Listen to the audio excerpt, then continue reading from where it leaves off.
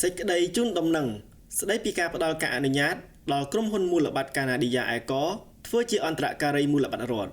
នាយកតកមូលបត្រកម្ពុជាណូម៉ូកមានកិត្តិយសសូមជម្រាបជូនដំណឹងដល់ក្រុមហ៊ុនធ្វើអាជីវកម្មក្នុងវិស័យមូលបត្រនិងសាធារណជនទាំងអស់ជ្រាបថាណូម៉ូកបានផ្ដល់ការអនុញ្ញាតដល់ក្រុមហ៊ុនមូលបត្រកាណាឌីយ៉ាអេក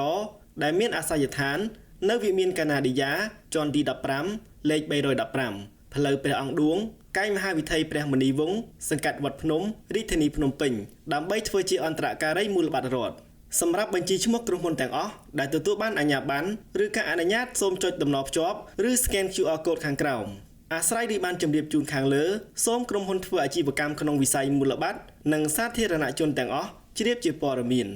ថ្ងៃអង្គារ15កើតខែផលគុណឆ្នាំម្សាញ់សប្បស័កពុទ្ធសករាជ2569រាជធានីភ្នំពេញថ្ងៃទី3ខែមីនា គ្រិស្តសករាជ2026និយតកមូលបត្រកម្ពុជា